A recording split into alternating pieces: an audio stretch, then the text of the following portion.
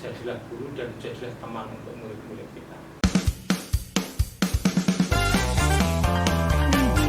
Bisa podcast bisa, asalkan satu cukup. Ya, alhamdulillah kita kembali lagi bersama saya, tentunya di suasana yang sangat luar biasa. Hari ini kita ketemu dengan orang yang sangat luar biasa. Assalamualaikum warahmatullahi wabarakatuh. Waalaikumsalam warahmatullahi wabarakatuh. Gimana kabar hari ini, Pak Carlos? Baik. Iya. Di tengah kesibukan mengajar, kita ngomong tentang dunia pendidikan yang sangat mulia. Pak Roso, menurut jenengan sudah jadi guru lama nih. Iya. Berapa tahun, Pak? Kalau dengan saat saya GTT tunjangan ya 21 tahun. 21 tahun. Ya, kemudian kalau sudah gabung dengan pemerintah ya 11 tahun. Sebentar lagi dapat penghargaan pengabdian 20 tahun. Ya, tapi ini sementara masih pengajian 10 tahun. 10 tahun. Ya. Oke. Menurut jenengan jadi seorang guru itu yang baik dan benar itu bagaimana sih? Iya. Jadi gini ya. Saya pengen calon aja ya. Iya. Kita familiar. Jadi gini Pak. Kita ini jadi guru itu, kalau saya adalah guru yang sebagai edukator. Edukator itu maksudnya pendidik. Jadi tugas pokok kita sebagai seorang guru itu sebenarnya adalah mendidik.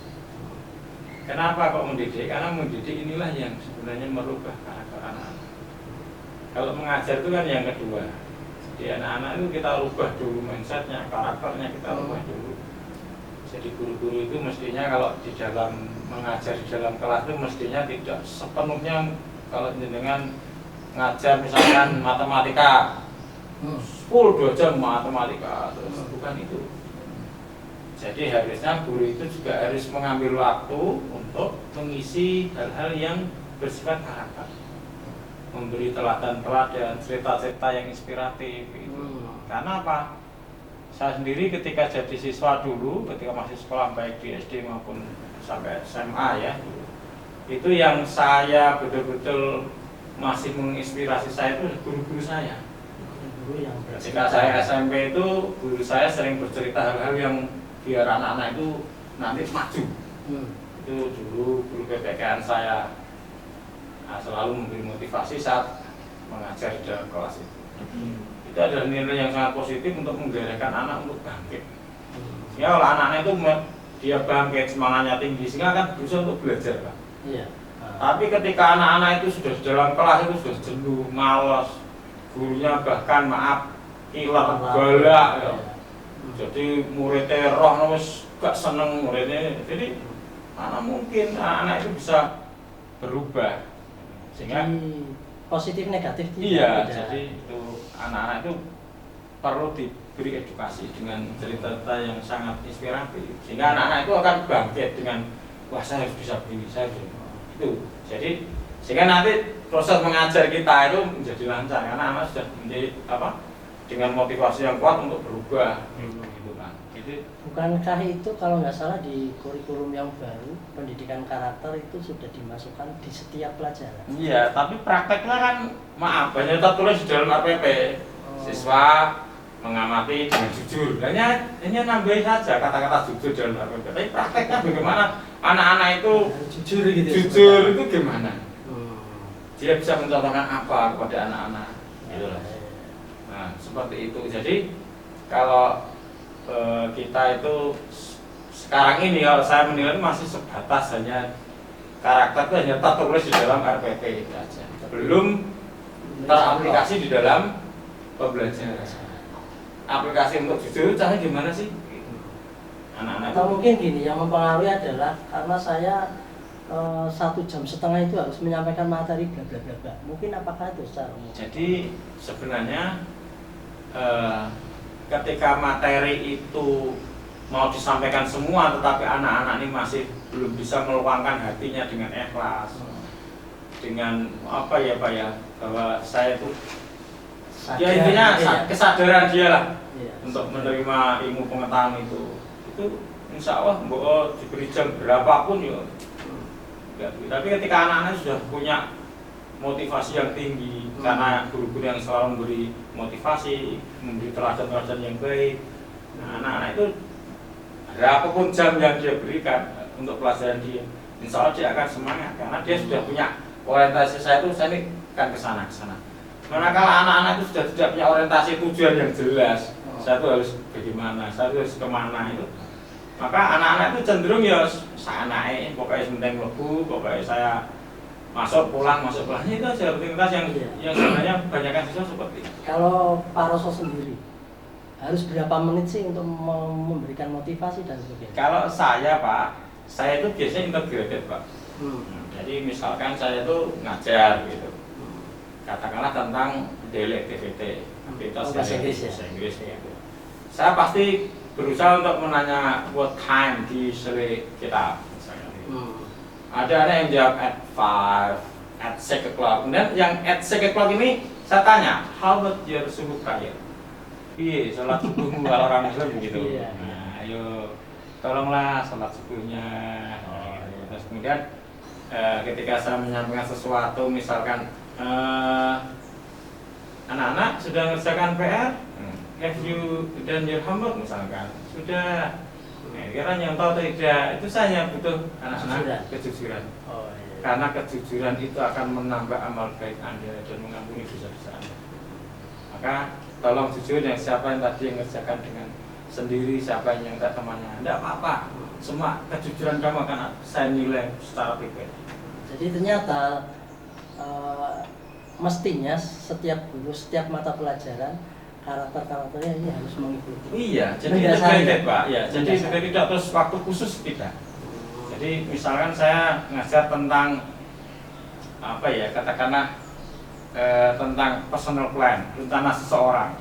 Saya pasti menanyakan anak, ya, rencanamu ke depan apa? Gitu. Nah, jadi anak-anak itu akan memberikan jawaban-jawaban yang saya akan saya arahkan kamu harusnya begini. Karena maaf, anak-anak itu kan kalau kita ini harus menyiapkan anak punya karakter jujur, punya anak punya siswa yang nanti punya kepribadian disiplin. Nah, disiplin. Kalau dia jujur disiplin, dia meskipun skillnya tidak tinggi, maaf ya, dia akan dicari orang. Nah, karena karakternya luar biasa menentukan masa depan anak-anak ini. Karena dengan karakter itu nantinya akan baik. Iya, dengan dia punya skill yang kecil tadi, karena dia kepakai mau tidak mau dia akan belajar Pak. Dia akan ngasuh kaur pada orang lain harus begini. Sehingga, nah syukur kalau memang teknologinya dia juga kuat, gitu Pak. Jadi intinya karakter itu luar biasa harus kita tanam pada anak-anak. Ya termasuk disiplin, kemudian kreatif. Kita tahu bahwa pendidikan abad 21 itu salah satunya adalah anak harus kreatif. Kemudian kolaboratif. Dia harus bisa bekerja sama dengan orang lain. Iya. Kita juga harus membimbing anak itu di dalam kelas itu tidak sekedar kerja individu. Bagaimana kita bentuk kelompok-kelompok itu, kemudian di dalam kelompok itu di aktivitasnya apa hanya cukup diam saja, yang lain kerja dia. Kita harus dorong anak-anak itu tetap bekerja sama. Karena itu harapannya nanti ke depan dia ketika sudah lulus dia bisa bekerja sama dengan pekerja yang lainnya, siapapun, gitu. Itu. Selain itu juga komunikatif Pak, harus kita tanam pada anak-anak. Apalagi sekarang ini musimnya guru penggerak, itu yang salah satu tugas fungsinya adalah membentuk pemimpin-pemimpin, calon pemimpin untuk anak-anak itu. Jadi anak-anak itu harus bisa komunikasi. Kita tahu anak-anak itu adalah sudah kelas 12 itu kalau suruh ngomong di depan aja masih takut, nggak pede. Itu yang perlu kita dorong. Anak-anak itu tampil berani, karena itulah jiwa pemimpin yang nantinya akan membuahkan hasil ya anak-anak yang bisa bicara dengan baik. Iya, permasalahan ini kan tidak semua guru bisa seperti itu. Ada tip untuk teman-teman nggak sih? Jadi kalau saya Pak, kita ini jadilah guru juga jadilah teman untuk anak-anak. Nah, ya ini yang maaf, kita harus bisa memposisikan guru yang tidak ditakuti sama anak. Anak-anak itu sebenarnya kalau kita semakin acuh tak acuh dengan anak, ngadu sama kita, menjauh sama kita. Tetapi kalau kita ini insya Allah ada batasan-batasan yang harus kita ketahui lah. ketika anak-anak itu sudah dekat dengan kita, anak-anak akan selalu berbagi rasa, berbagi opini, terbuka itu ya. itu salah satu mengasah keberanian berbicara tadi. Tapi manakala kita jadi guru yang maaf lagi murid arep tekon menapa sudah roman muka gurunya sudah tidak enak, murid itu maaf Pak, dia sudah malas dengan guru itu, apalagi itu jam pertama. Iya, jadi kalau saya ini jadilah guru dan jadilah teman untuk murid-murid kita. Insya Allah lah anak-anak itu dia akan selalu berkomunikasi dengan kita. Nah, kalau sudah terjalin komunikasi yang baik dengan antara guru dan murid, insya Allah lah anak itu kita berdayakan untuk lebih baik, insya Allah mudah. Gitu, Pak. Tapi kalau dengan gurunya aja sudah takut, nggak berani. Misalnya ada anak tanya, Pak, mohon maaf, misalkan ruangan multimedia mana ya? Oh, kono. Jawaban yang tidak menyenangkan, anak itu sudah frustasi juga, Pak. Jadi alangkah baiknya kalau kita ini jadi teman kan, maaf kalau sudah bilang teman, oh iya Duk, ya nak itu loh tempatnya. Itu cara-cara yang humanis, memanusiakan manusia meskipun itu murid kita. Jangan sampai kita memperlakukan murid kita terus ya tadi. Murid kan mungkin kan sebatas 3 tahun, tapi setelah itu keluar nanti ketemu kan akan beda. Jadi kita harus memanusiakan manusia meskipun itu murid kita jaga komunikasi kita dengan anak itu baik. Kita hormati anak-anak kita yang mau tanya, yo ya silakan. Insya Allah anak-anak itu akan tahu cara mengerti orang itu seperti itu. Apalagi tingkatnya sudah dewasa. Iya. Sudah dewasa. Itu penting sekali. Untuk mengatasi nih, ini kan karakter siswa di kelas itu kan beda-beda. Iya. Ada yang pintar, ada yang setengah dan sebagainya. Kalau apalagi kalau Pak Rasul di bahasa Inggris harus ada poin tinggi yang mereka harus standar. Ini bagaimana? Dan itu bagaimana ketika terjadi di guru yang lain? Jadi gini Pak, kita tahu bahwa anak-anak punya kemampuan yang berbeda. Itu harus kita yakini dan harus kita dalami. Karena tidak sedikit bapak guru itu yang pengennya seperti bapak guru pada waktu sekolah SMA. Ketika bapak guru dulu sekolah, pintar, jadi guru, harapannya semua itu guru, semua murid anak itu harus pintar kayak guru. Itu tidak bisa. Itu yang harus kita hindari. Karena orang yang sukses itu apa? Tidak anak yang nilainya bagus di sekolah. Kita tahu bahwa di ilmu psikologi itu kalau kecerdasan kan tidak hanya kecerdasan secara intelektual, tapi intelijensi quotient, tapi ada yang namanya spiritual quotient, ada yang namanya emotional quotient. Ketika anak-anak ini maaf, ada kalanya ketika SLTA atau SMK itu tidak lebih pintar, karena kenyataannya ketika dia sudah dewasa dia sukses. Kalau kita amati kenapa kok bisa sekolah yang tidak pintar tapi ternyata setelah lulus kuliah atau setelah kerja itu jadi anak yang sukses. Salah satunya mungkin anak ini mempunyai kecerdasan spiritual maupun emosional. Kita juga perlu mengasah kecerdasan emosional pada anak-anak kita. Karena apa? Ini penting Pak.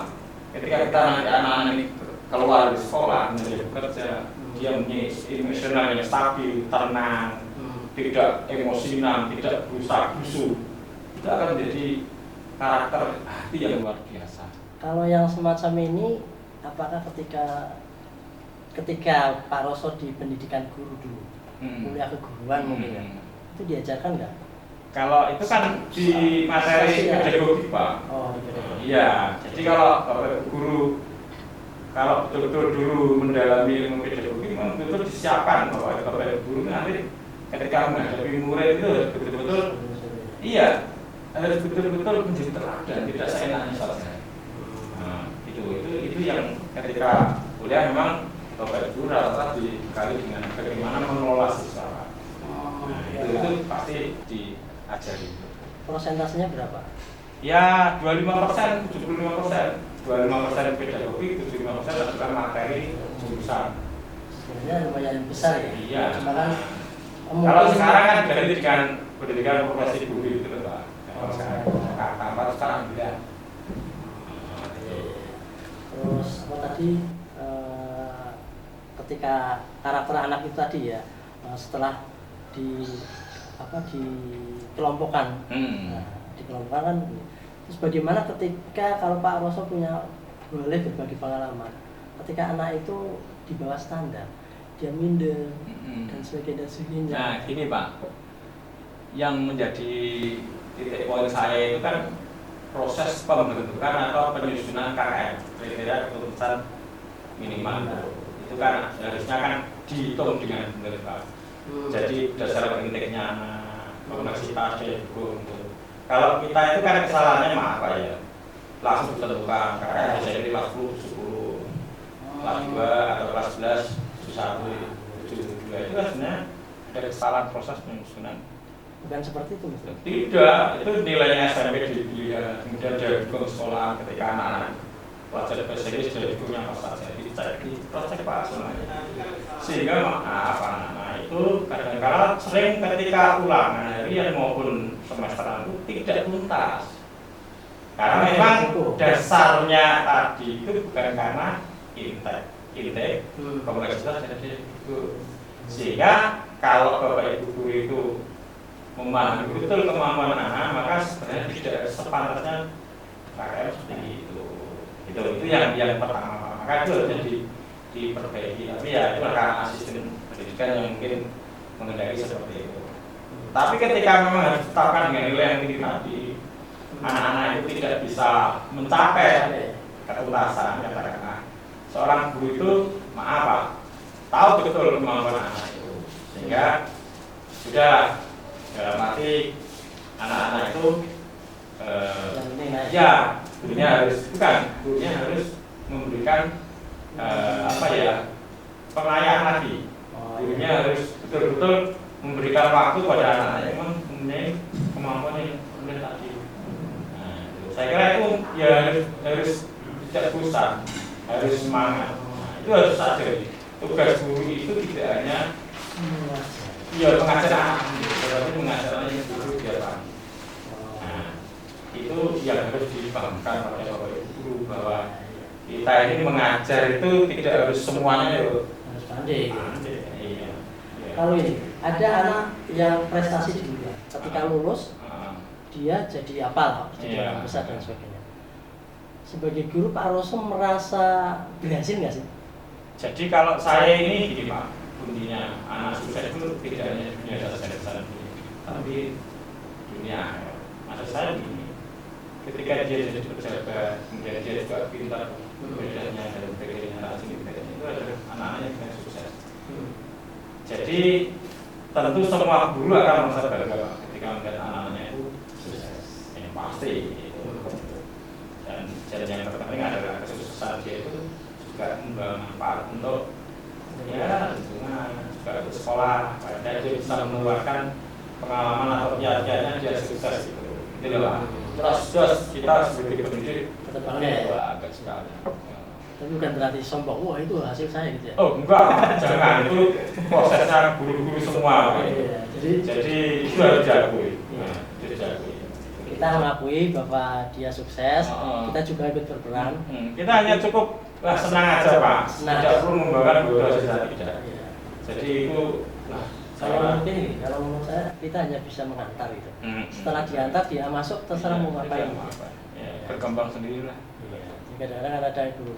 Terus ada lagi yang ketika kalau ini dibalik, ketika kita melihat murid kita gitu, murid Pak Roso tiba-tiba tidak sukses.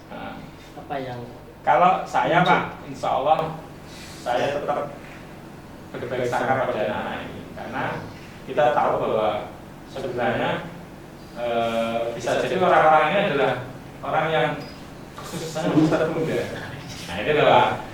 Jadi kalau saya tetap memberi motivasi pada anak-anak ini, jangan lelah untuk berusaha dan juga. Itu Pak, kuncinya begitu.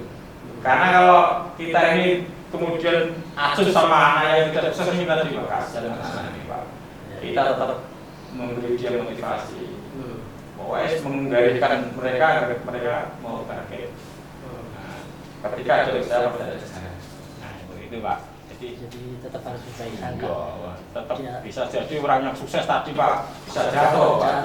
Yang ini tiba-tiba beberapa bulan naik. Mulai kita seperti ini tadi yang belum sukses jadi malah sukses Pak. Dan kadang-kadang anak-anak yang di kelas agak ngawur ternyata keluar jadi orang.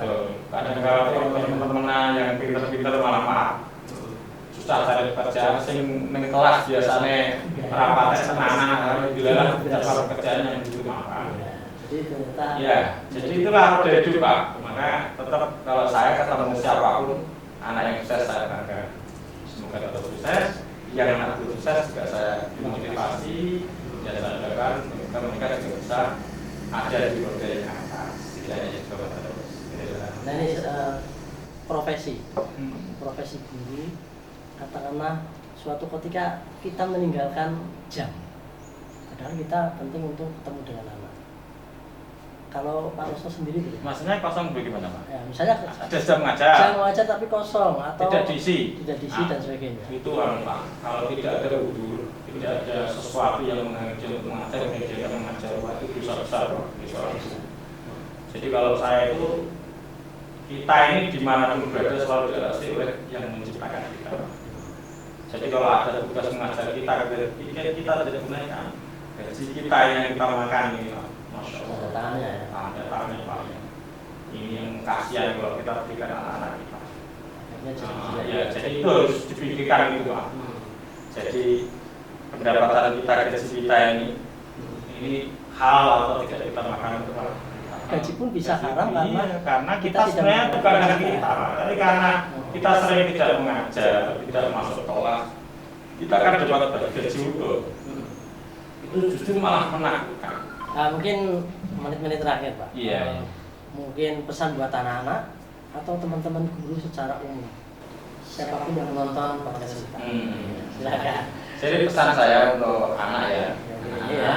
pertama itu Anda niatkan belajar yang baik. Apapun tentang Anda belajar, kalau niat kamu itu sungguh-sungguh, maka kamu akan menuai kesuksesan. Kamu akan di jalan yang terbaik. Itu pasti. Ya. Dan untuk Bapak Guru, jangan lelah untuk mengajar mendidik anak-anak kita. Karena itu adalah ladang kita, pahala kita yang bisa kita panen kelak.